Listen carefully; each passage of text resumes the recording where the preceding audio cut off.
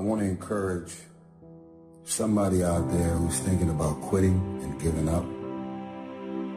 Somebody who has been praying for years for things to turn around. You're thinking about quitting, you're thinking about giving up. You are folding, you are caving in. This is for you.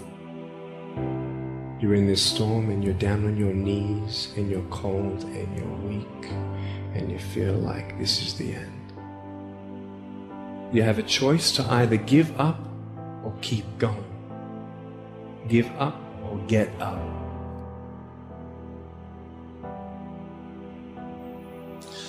One of the things that we know about life is that it is always changing. Sometimes you're up, sometimes you're down. Sometimes things go real well, and sometimes they don't. Sometimes you're happy, and sometimes you're sad. Now that's that thing called life.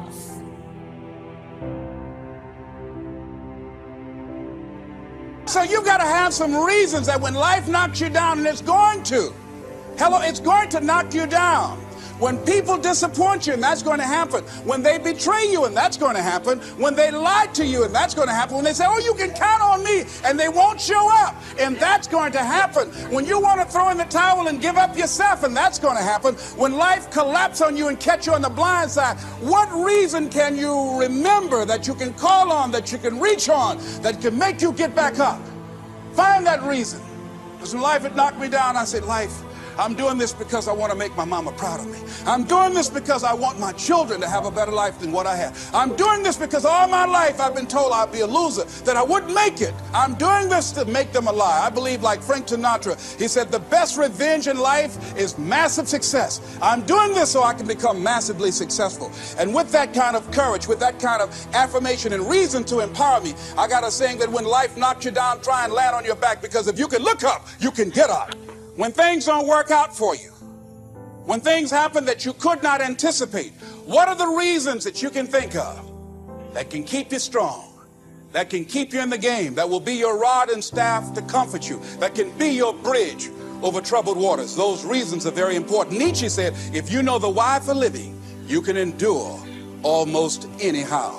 So find out the reasons that you do what you do. Find out the reasons that will make you strong, that will make you walk by faith and not by sight, that will make you pursue your dream when everybody is against you or don't believe in you no more. And let me tell you something, that's a lonely feeling. It's a lonely feeling, particularly people that you're doing it for, or people that stand to benefit the most, or people who should be the #1 members in the encouragement club, but they end up saying, you can't do it, and they become members of the discouragement club. Oh, it hurts very badly. I know what that's like. Have people that you love close to you that look at you with that look and say, why don't you try something else? There are a few people in this room that know what it's like to be in a situation where everything in your flesh is saying give up. And yet you're in a situation where sometimes you're standing not because you're so strong, you just don't have any other option. You're just backed in a corner, you know, and it's not that you didn't think about quitting. It's not that you're so tenacious and so strong, but life has got you pressed in a corner and you simply cannot let go of anything. And you have to stand there in the middle of the storm and keep pumping your head with the faith to persevere and just say, just hang in there. Just don't give up. Just don't give up. Some kind of way you're going to get through this. Great people are people who don't cave in. We all go through disappointments in life and things we don't understand. It's easy to get discouraged and lose our passion. But God won't allow anything to happen that will keep you from your purpose. And sometimes He'll move a person out of your life because they're limiting your growth. If you only knew what God was up to, you wouldn't live upset. If you only knew how He's going to connect the dots in your life, you'd get your passion back. Maybe you went through a loss. I know that's difficult, but if you only knew the new doors that are going to open, if you only knew that your latter days will be better than your former days, the best part of your life is still in front of you. You may be off course, thinking you've missed your destiny.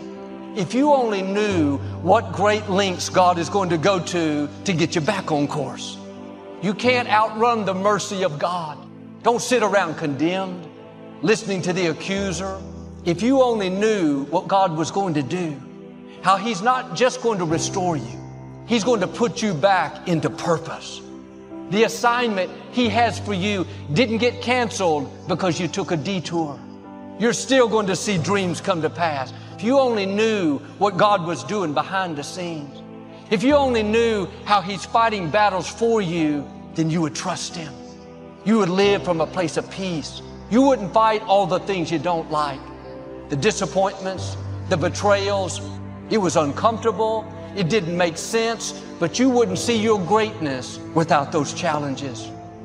You may have made mistakes, gone through bad breaks. God is saying to you, if you only knew how I'm going to make miracles out of your mistakes. You may have some big obstacles. You don't see how you can overcome the sickness, how you can accomplish your dream. But if you only knew who our God is, our God is alive. He still makes rivers out of deserts. He still brings walls down. Life may have thrown you a curve. You've settled where you are, thinking this is as good as it gets. Just accept those bad breaks limited you. That person that walked away soured your life. God is saying, if you only knew what I'm about to do. I'm about to honor you in front of your enemies. I'm about to free you from what looks permanent. I'm about to bring someone into your life better than you've imagined.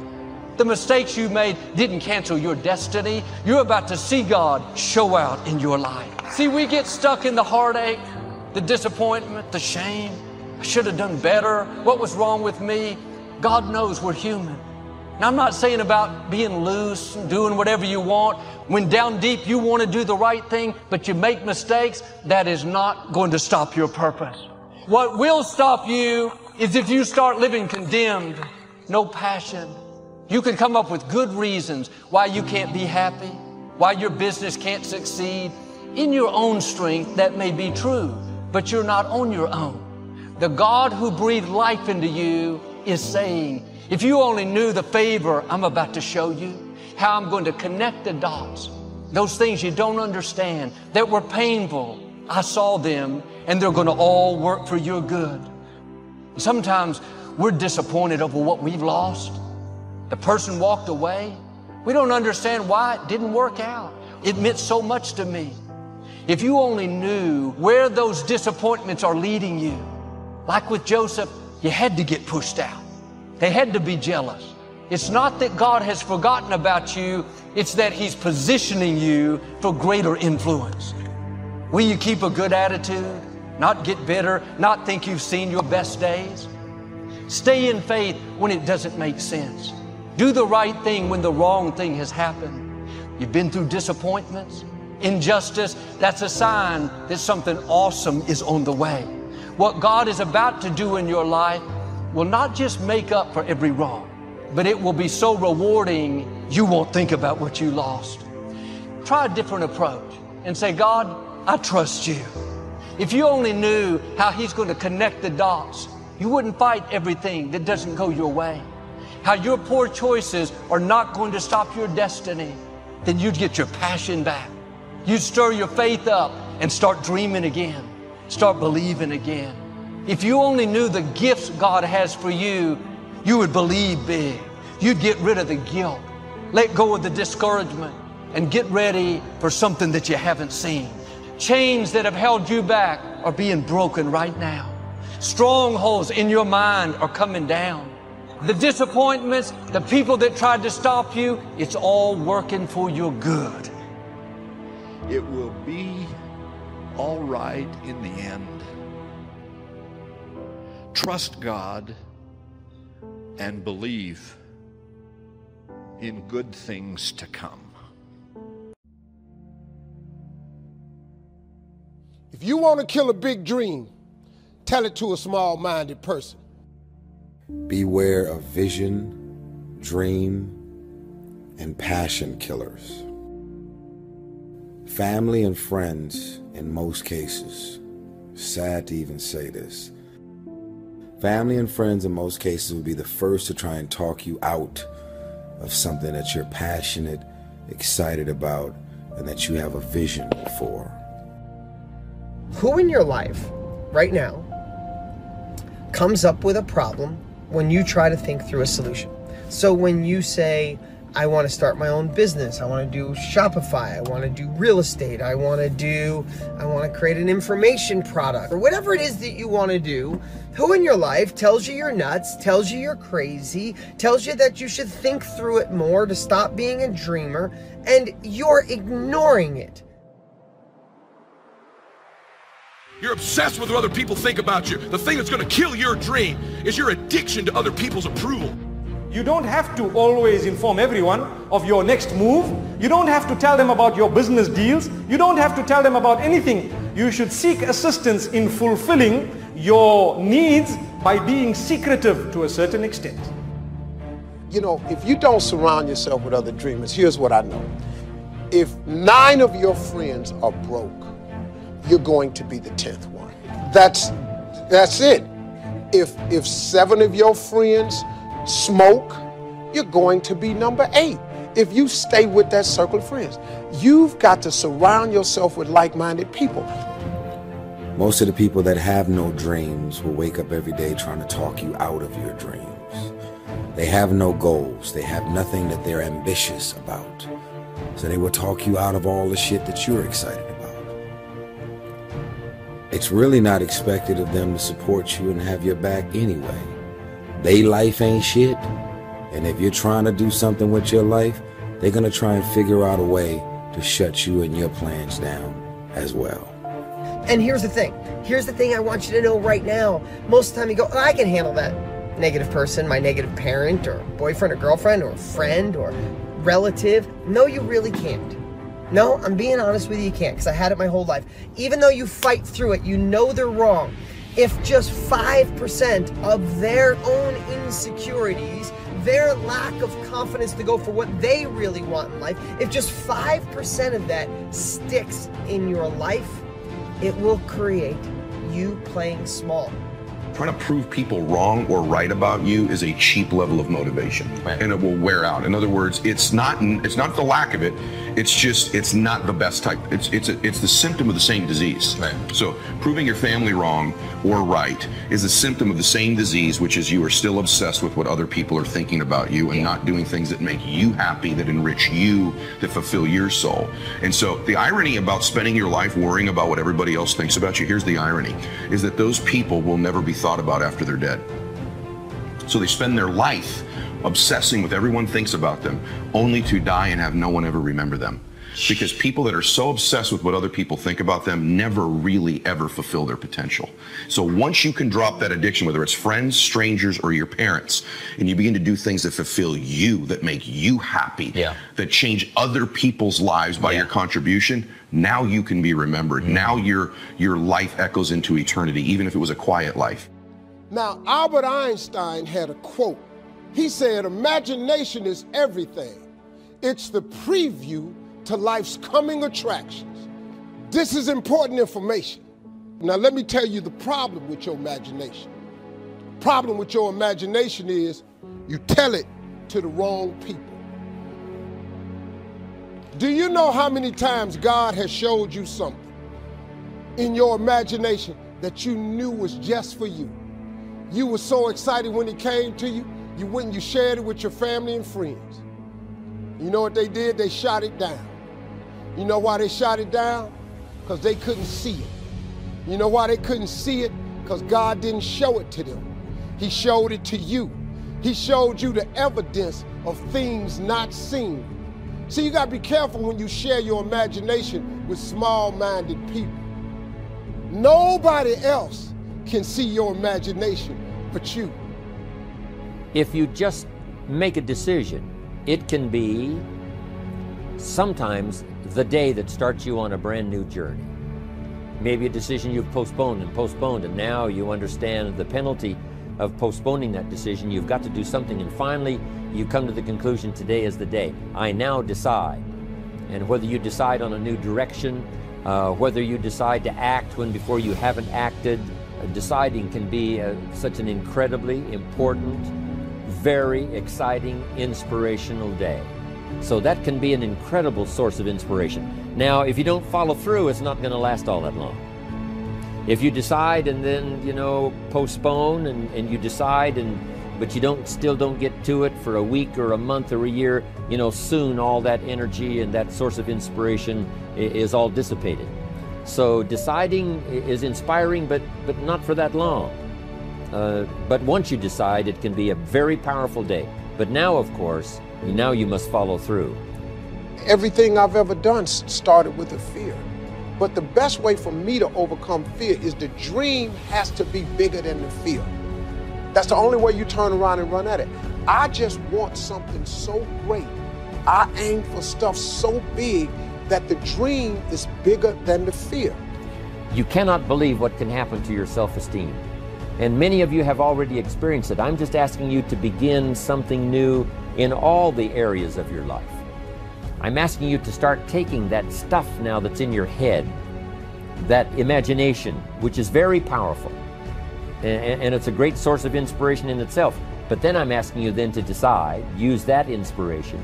Then I'm asking you to make plans, begin to make plans, use that inspiration.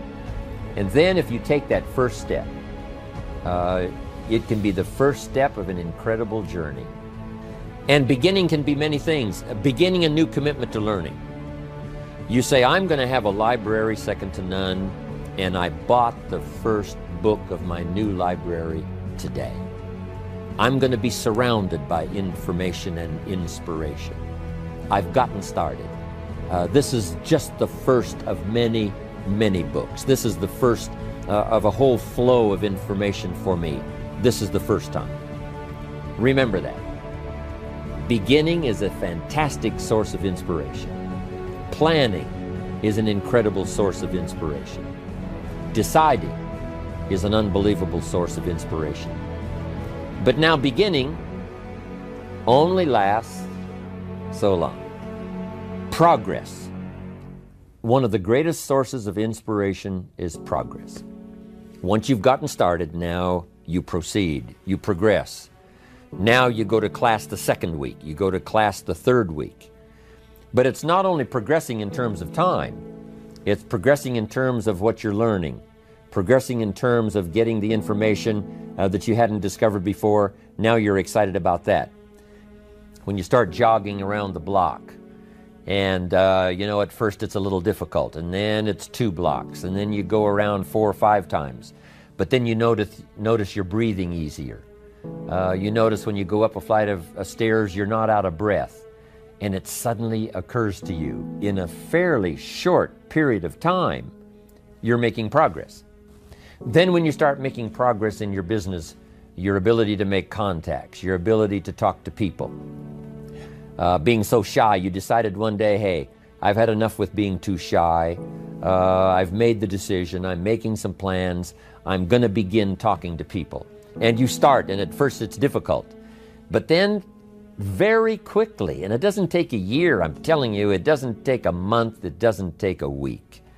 I promise you, even though you're a little bit shy, if you'll just start to introduce yourself, if you'll just start to talk to someone you've never talked to before, but also understanding that with this new skill now, with this new ability, and with my progress, no telling what I can accomplish.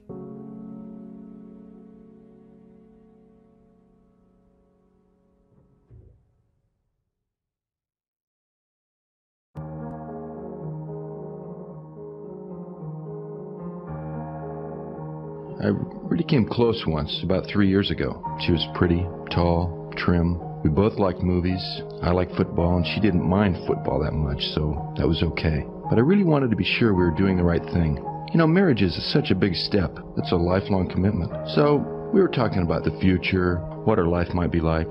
And just like that, she said a couple of things that really bothered me. So I wanted to make double sure I was marrying the right girl. So I went home one night and I wrote down all the things that I wanted our relationship to be. I spelled everything out really clearly. I mean, I really thought this thing through. Religion, children, where we'd live, who our friends would be. Because I didn't want there to be any doubts or misunderstandings. I wanted it to be clear. I even mentioned a couple of her bad habits. I thought it'd be a good idea if she had just a little constructive criticism. Well, the next time we got together, I brought this document out, and I thought that we would have a nice, easy conversation about it. and you couldn't believe her reaction. She blew up. I couldn't believe it. She told me straight where to go, and she called our engagement off right then and there. She actually said, "I don't need a boss, George, so just forget it." And you know, in thinking back, maybe I did go a little overboard, but it just seems to me that making that big a decision, you can't be too careful, right? Wrong, George. Absolutely wrong. You can be too careful. In fact, you were too careful. The test of a successful person is not the ability to eliminate all problems before they arise, but rather to meet and work out difficulties when they do arise. We must be willing to make an intelligent compromise with perfection, or else we will wait forever because conditions will never be right. Cross bridges when you come to them, not before. About 2 years ago, my wife and I lived in an apartment, one of those places out in the suburbs. It wasn't too big, but it was kind of nice. But it really cost a mint to rent, $750 a month, which was a lot, and we'd been kind of saving up some money to buy a place of our own, knowing that that would take a long time. But what would happen is every time I made out the rent check, I thought, no, there's got to be a better way. This is not what I want to be doing. So one day when I was making out the rent check, I said to my wife, I said, Susan, let's go buy a place of our own. And she looked at me and she said, well, yeah, we can't do that. We've only got $6,000 in the bank. We need at least twice that much to make a down payment. And I said, well, nah, there's got to be a way to do this. I mean, people buy houses all the time. And why don't we just go for it and see if we can make it happen? So she said, okay, let's give it a try.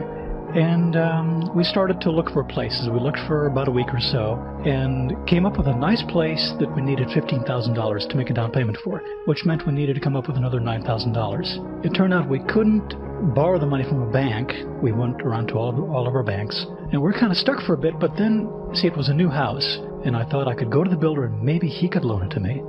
And I did, and he went with the idea. And that meant we only had to come up with another $450 a month to pay back this loan, because we were going to pay it back over a 2-year period. And we sat down and redid our budget and squeezed another $200 out of it. So we needed to find another $250. And then Susan had an idea. She said, well, wait a minute, I can maybe go talk to my boss because he's advertising for another part-time person. And she did. She explained the situation. We needed another $250, and she knew he couldn't afford to give her a raise, but if she could do this other job, he would get a good employee, we could get the money, and everybody be happy.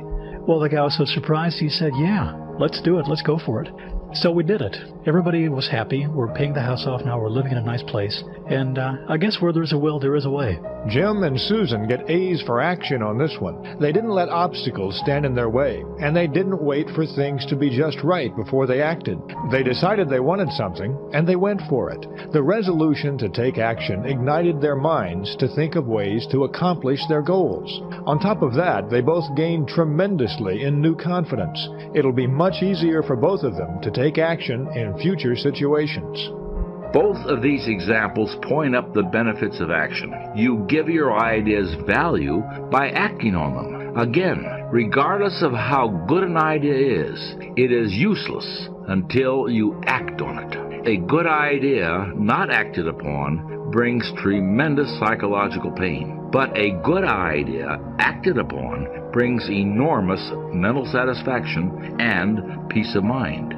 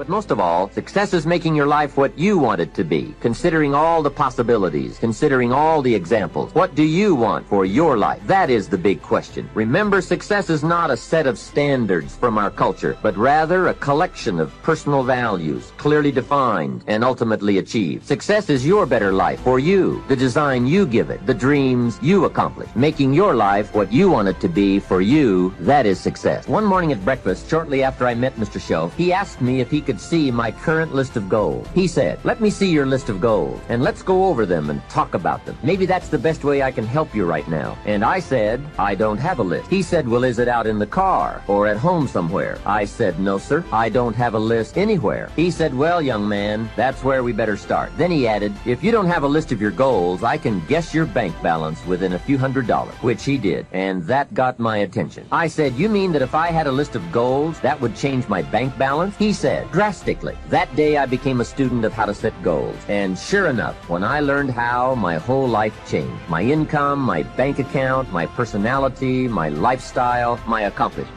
Recreating you, and you have the power to do that. You can decide that you're going to change, that you're not going to be a wimp. You can decide that you're going to stand up to life. You can decide that I'm going to live each day as if it were my last. You have the power to make that decision. You can decide, I'm going to work on myself and develop myself. I'm going to empower me. And all of these things that are happening to me right now, they're just temporary inconveniences. They're not stronger than I am. I'm in charge here.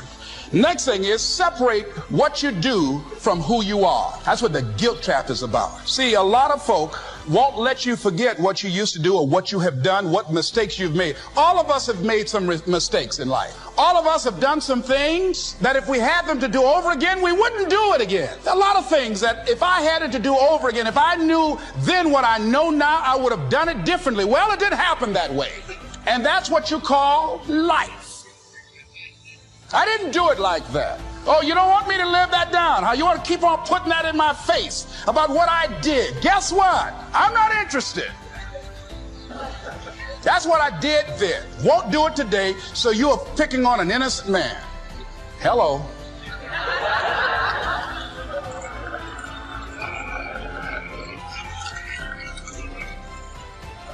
So as you're in the process of reinventing your life, write a description of the kind of person that you want to be. What are the things that you must overcome? What qualities about your personality you know that you're going to have to change because those particular characteristics are liabilities to you? What are your assets? What are your strong points? Your identity, your personal worth, the thoughts, concepts, and attitudes and beliefs you hold to be true about yourself are the thermostat of your life. They regulate everything. You have a money thermostat, a relationship thermostat, a fitness thermostat. And what happens in people's lives is they change the external results.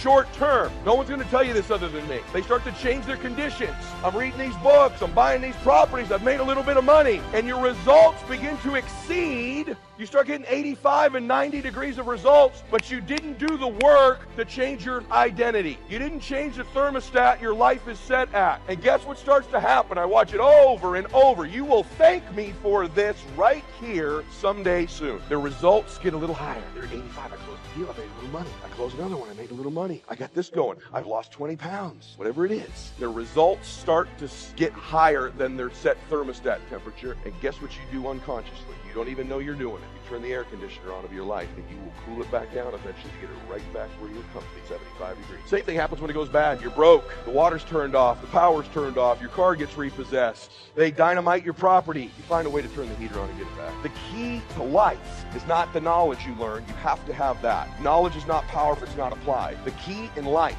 is changing that internal thermostat. And if you don't change that, listen to me. It'll seem coincidental. Yeah, something happened to the property. It was a bad rain. Construction costs went up. The market conditions changed. The interest rate went up. No. It's not coincidental. It's not. You cooled your life back down because you didn't do the work on who you are. The thing I have in my life is I associate with higher and higher identity people more and more and more in my life. That's what this group does for you. Begin to power of association. The people you associate with keep you up. If any of you that are religious, if you weren't fit, let's say you hung around someone in this room that's super fit and you were out of shape. You can't be around that person constantly and not start to eat differently, not start to think differently. If you're a person of faith, you're around someone who's a high thermostat temperature person of faith, you're around them all the time. You start to behave differently. If you're a man in the room and you start to hang around guys who are true to their wife and love their wife and are faithful to their wife and compliment their wife and hold their wife's hand, they do all that stuff. They date their wife. You can't help but change your thermostat. Same with money. You don't think Sylvester Stallone and Phil Knight and John Elway and Tony Robbins had an impact on me? If you know the road ahead, you have an incredible power called anticipation. Anticipation is the ultimate advantage. See, winners, leaders anticipate, losers react. The reason you get beat is you don't know where things are happening, so you're reacting. Reaction is always stressful. And yet so much of our life is predictable if we just were to study it, not be caught up in our day-to-day. It's predictable the challenges you're going to have in your relationships, or with your kids, or with your body, or with your job, or with your economics, or with your mother-in-law or father-in-law. These are predictable. If you would anticipate these things and put a strategy in place, you could take it all out and have the quality of life that you deserve. In business, it's everything. Those that anticipate, those that lead, and then there's those that follow. The followers are the reactionaries. So the more we can anticipate, and you can't anticipate and lead unless you first learn how to lead yourself at a different level. So I love to have you just see that if you and I can start to take control of our focus, and we can start to control the meaning of our lives and make something really that meaning that empowers us, because look, what's wrong is always available, isn't it? There's always an Ebola, a bird flu, there's always something that's going to kill the entire human race tomorrow on TV. And then there's your life. What's wrong is always available, and so is what's right. And you have to take control of that focus, because otherwise you become a follower and you get to live your life. Even though you're a smart person, we're all smart, but it's easy to get led astray by everybody else's focus, isn't it? And then all of a sudden let them create the meaning for us. And then all of a sudden we're settling for a life far less than what we desire or deserve. So my approach is really simple. My approach is to say, let's, you and I, just for a few little time we have here. By the way, this to me is a little time, a couple hours, 2.5 hours, I guess, at this stage. Because kind of the minimum length of seminar I do is 50 hours, 50. And you go, are you kidding me? I don't like to hear myself talk. I like to see people do things so often they build muscle, not just thoughts. And so one thing I'm going to ask you to do in a few minutes is we're going to go from this passive mode that you're in right now into full engagement. Because if you get fully engaged, it's amazing what you can accomplish and do. When you're partially engaged, you get a little bit of result. When you're disengaged, we all know what you get, nothing. And we live in a society where most of us are so overwhelmed. There's so much information. We're not having any problem with information. We're being drowning in information, but we're starving for wisdom. And so we got to separate it out. And so one way to separate it out is I'd like to talk to you about 3 things that can help you increase your performance and your life. Because what I'm obsessed by and have been for 37 years is what can increase performance for an individual or an organization. But also I'm equally obsessed about what's going to make somebody fulfilled. Because who's had this horrible experience? Who here has ever achieved your goal and then your brain said, is this all there is? Who's had this experience here? Say, I. And that's worse than failing. At least when you fail, your brain can say, I can figure this out and do it again a new way. But when you succeed and you're miserable, you're basically technically screwed. So their lifelong dream is to have the restaurant experience. But their idea of the restaurant is based by what goes on in the front. And then they get hired and now they're working in the back, where there's pushing and shoving, and you find out who comes late and who you can't depend on, and so-and-so's real anointed, but they also are a liar, and they get on your nerves and they're egotistical maniac. Can I be real up in here this morning? And they're like shocked and flabbergasted and saying, oh God, I'm gonna have to leave this ministry. I never thought in the world, baby, you signed up for the restaurant, but we hired you in the kitchen. And I'm just wondering if you hired your cousin, because they sign, those people sign on and they come on to have grandiose spiritual extravagance. They want to have this moment. It's like people who move to your church because you were in a conference, because they think the conference goes on every Sunday. And then they come back a few Sundays and all them extra people are not there. Israel Houghton is not singing this morning. It's Clarabelle Wilson. And she's just a skipping and a singing, and she can't sing worth jack, you know? And they say, where is Israel? Israel is gone, baby.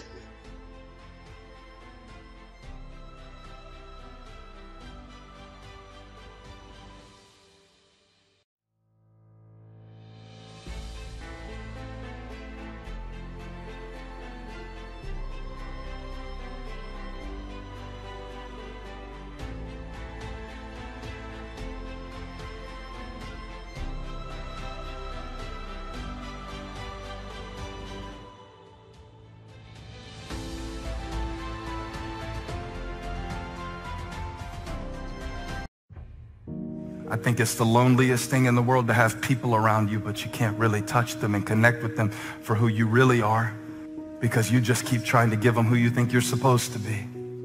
That's a lonely place. You think this message is just for single people? It's not. You think I'm talking about people who don't have followers on Instagram? I'm not. I think we all have spots. I used to not think that. I used to think certain people didn't. I used to be embarrassed because I thought I was the weird one. I think we all have insecurities. We don't wear them on the outside, so sometimes even the people who love us can't see what we really wrestle with.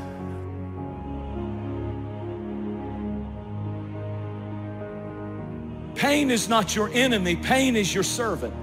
And pain is telling you that there's a problem here and you need to get it fixed. You need to drag it out of the dark and you need to deal with this, and you have to decide enough is enough. It's time for a new direction.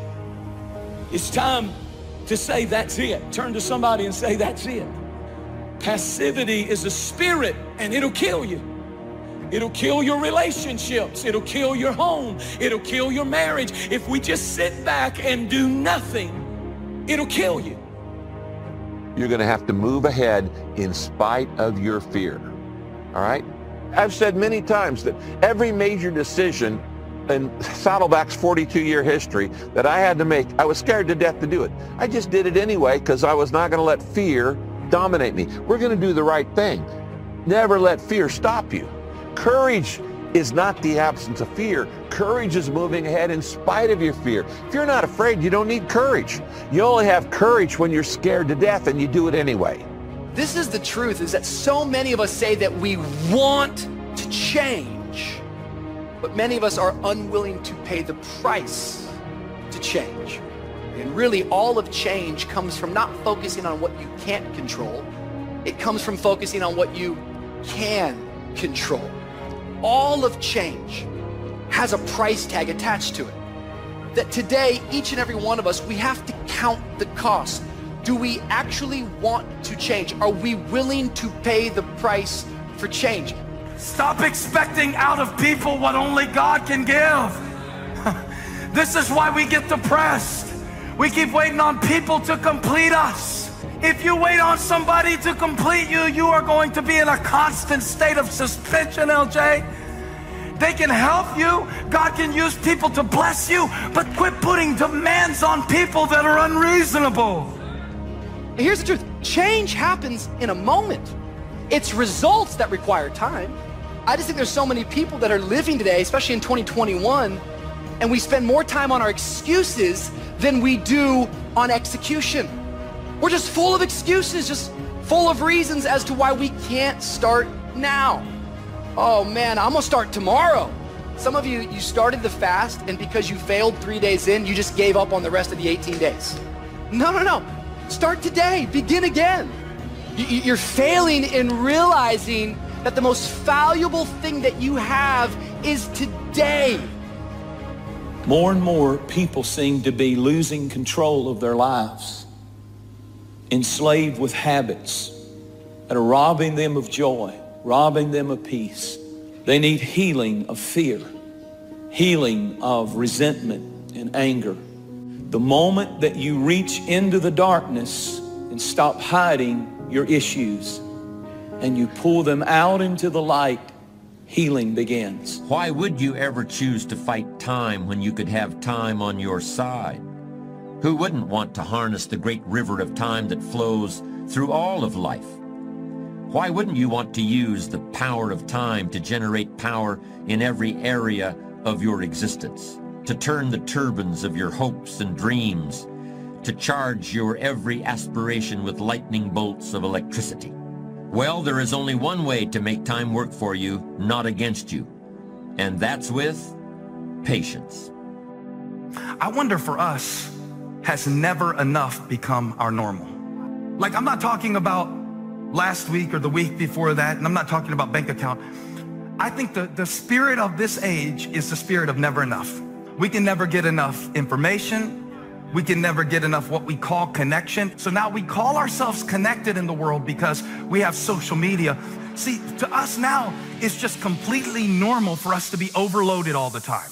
and just to have access to everything that's happening in the world. And then we wonder, why are we so fearful? Why can't we feel? It's because we were never intended to carry so much in our minds and in our hearts. But to us, it's just normal. Many of us are used to never really getting a good night's sleep. It's just normal. You need to make a plan. If you're going to build a better future, you got to have a plan for your life. You have to have a life plan. You need to write down a simple plan and get started on building a better future. Now, it's not going to happen without a plan. If you don't have a plan for a better future in your life, you're just going to coast. And you can't coast into a better you. You can't drift into a better future. It takes intention and it takes planning. Now, I'm sure you've heard the old cliche, if you're failing to plan, you're planning to fail. Now, that may be a cliche, but you know what? It's still true. Nothing's going to happen in your life till you first get dissatisfied with what you're doing, take a good look at what's going on inside your soul, and then you come up with a simple plan. I would encourage you to be a transformational person. You see, transformational people, they inspire others in such a way that they positively bring change into people's lives.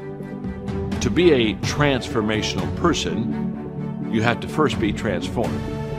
So I would encourage you, make the changes necessary in your life that make you a better person. What I've discovered is that most incredible positive change happens when we begin to embrace good values. You have to kind of leave something to go to something, and what I encourage people all the time is leave the bad habits to go to the good habits, and leave the bad values and go to the good values. That's where you begin to see the change, the transformation take place. Here's what I do know. The moment that you see the change happen inwardly, it begins to positively affect the behavior outwardly. When that happens, you become contagious. You got to focus on your strengths. When you're hungry to win, you spend your time and your energy being a warrior, not a worrier. No, you don't expend time worrying because you want to get in a fight mode.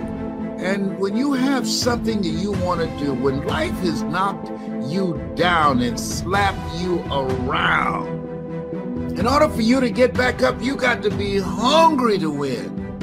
I was determined to become successful in this area. Why, Les? Because I was hungry to take care of my mother.